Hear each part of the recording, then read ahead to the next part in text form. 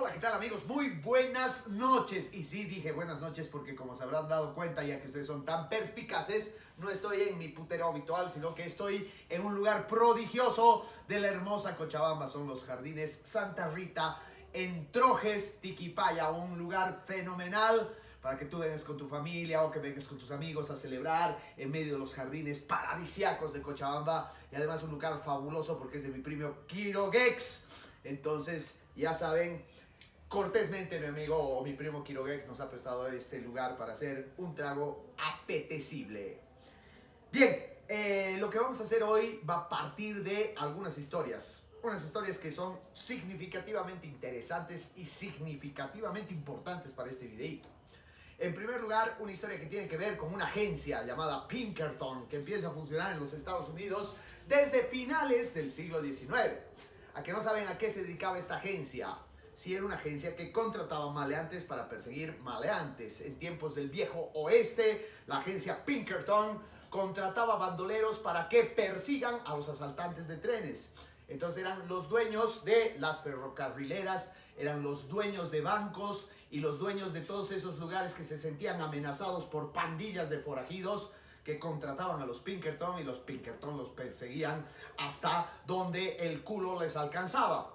Ese es el caso, por ejemplo, de los famosos forajidos Butch Cassidy y Sundance Kid, que como ustedes saben, son dos de los bandoleros norteamericanos más reconocidos, más famosos de la historia, y que como ustedes también saben, porque es muy famoso, terminaron escapando de los Pinkerton acá en Bolivia.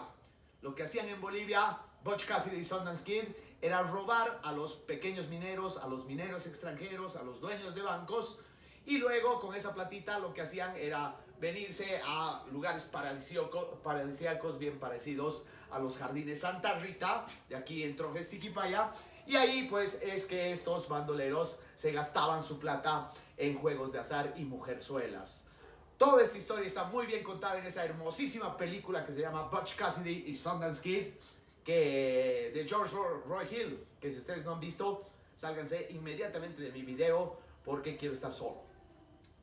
Esa es una parte de la historia, pero lo importante de la agencia Pinkerton es que empezando el siglo XX, esta agencia empieza básicamente a dedicarse a otras actividades que no eran necesariamente perseguir forajidos. Eran, por ejemplo, reclutados o eran contratados también por grandes empresarios o eran contratados por empresas o por personalidades con mucho dinero que los contrataban para que persiguieran a sus esposas porque sospechaban que sus esposas les estaban poniendo cuernos o que sospechaban de algún socio o que simple y llanamente querían seguir a alguien o empresas que querían romper las huelgas de hambre.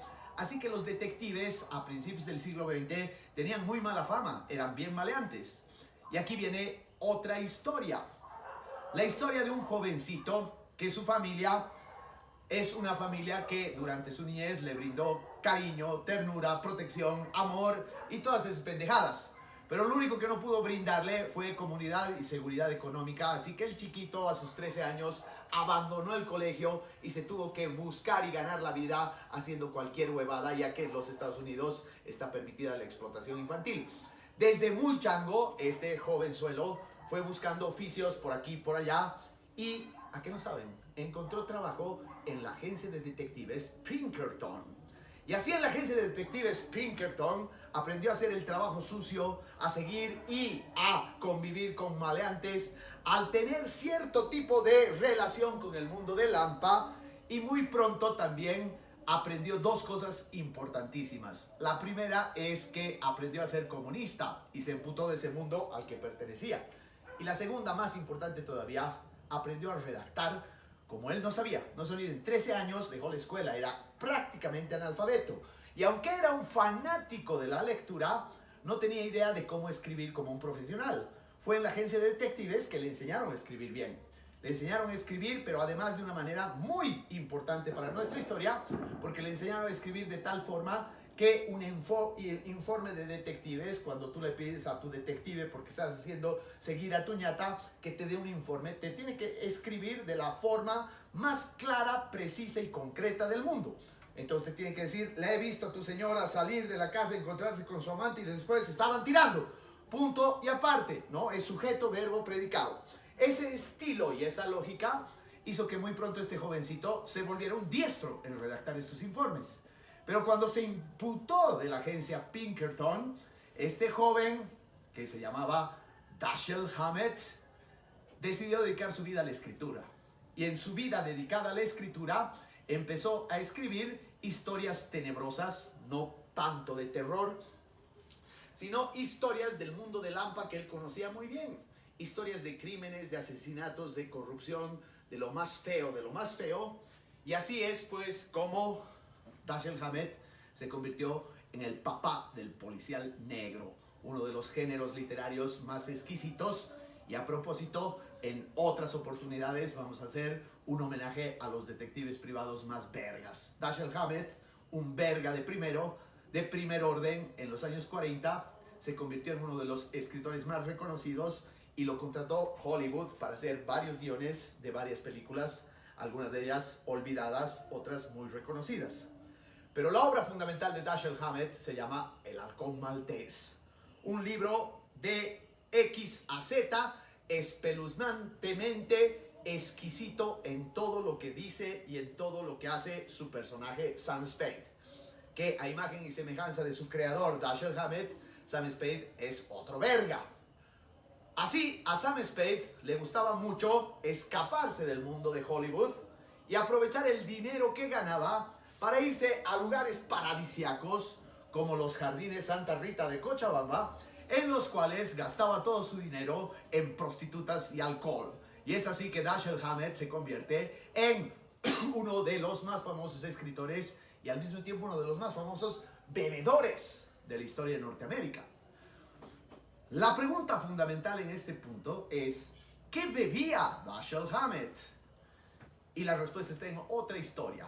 En los años 40, precisamente cuando Dashiell Hammett está en su apogeo como escritor y en su apogeo como verga, surge una historia que puede considerarse una historia típica de Hollywood, una historia típica de Disney, de tres personas pobres que gracias a su esfuerzo y sobre todo a su imaginación logran convertirse en personas ricas y felices.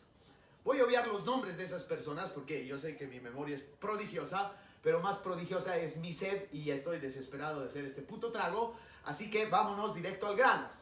Una de esas personas es un tipo que se está yendo a la mierda económicamente porque decidió hacer un negocio en el cual producía y quería distribuir por toda Norteamérica un brebaje rarísimo que se llamaba cerveza de jengibre. La cerveza de jengibre es una especie de refresco que estaba de alguna manera popularizada en Europa, pero que se quería popularizar en Estados Unidos. El tipo invirtió toda su platita para hacer cerveza de jengibre y le fue como el orto, o sea que estaba en la cochina calle. El otro personaje no le iba mejor, porque era un distribuidor de vodka en Estados Unidos de la marca Smirnoff. En Estados Unidos estaba muy popularizado el gin. El vodka casi nadie conocía y por lo tanto cuando él ofrecía su vodka Smirnoff, todo el mundo lo mandaba al carajo porque decían que es esa porquería. Además que tiene nombre ruso y nosotros estamos no de muy amigos con los rusos. Y la tercera personaje, porque es mujer, es una persona rusa que también estaba cagada porque ella había heredado de su padre una fortuna que consistía en unos vasos de cobre que eran tan pelotudamente feos que nadie quería comprar. Entonces los tres reunidos en un bar, compartiendo su pobreza y sin saber qué hacer, se les ocurre, les viene el ángel de la inspiración y crean uno de los tragos más emblemáticos de la cultura, que es el trago que vamos a hacer hoy. Curiosamente, ese trago, que es a base de vodka, de cerveza de jengibre y otros ingredientes que les voy a comentar, se vuelve muy popular. Cuando tú tomas ese trago, inmediatamente tu reacción es hacer es lo que los gringos llamaban una patada de mula.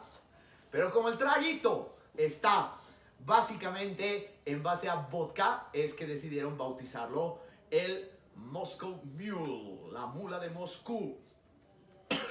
Curiosamente, la mula de Moscú se convirtió en uno de los tragos más populares, sobre todo entre la gente de Hollywood, ya que no saben a quién le gustaba más ese trago. Sí, al propio Dashiell Hammett.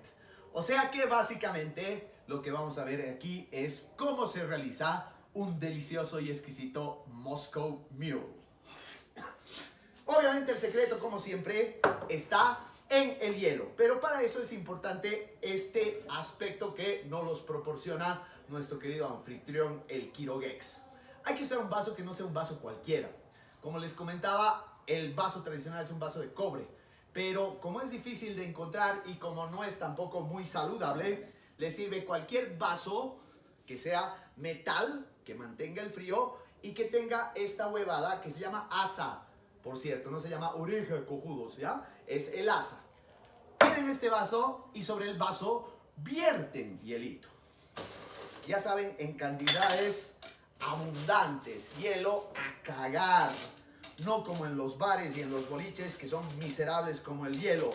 Menos, por supuesto, en los jardines Santa Rita, donde el hielo es fabuloso.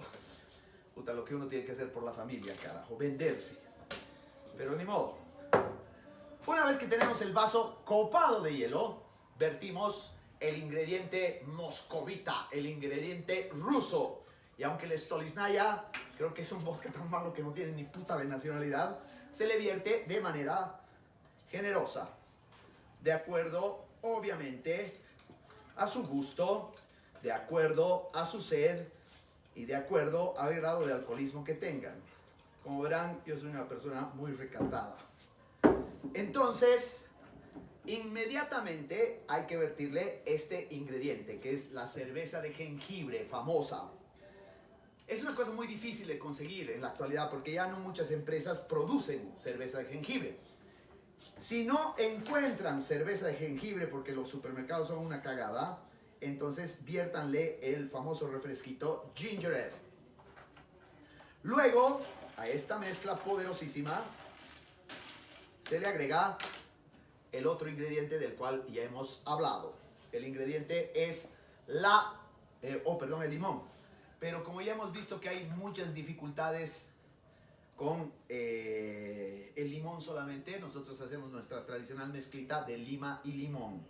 Una mezcla ácida, pero al mismo tiempo dulce, que le da un toque extraordinariamente rico al traguito.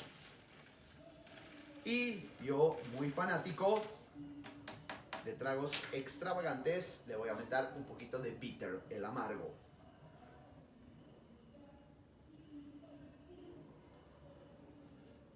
Si son tan putos que les guste decorar sus traguitos así como pelotudos como a mí, entonces al traguito, removiéndolo muy bien, le van a poner mentita. Mentita extractada de los jardines Santa Rita, aquí en Cochabamba, uno de los centros para el descanso y también para practicar el mete y saca de manera extraordinaria.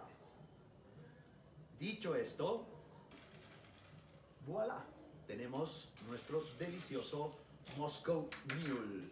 Y ahora vamos a probar si realmente esto es una patada de mula. Salud, alcahuetes, por Dashiell Hammett.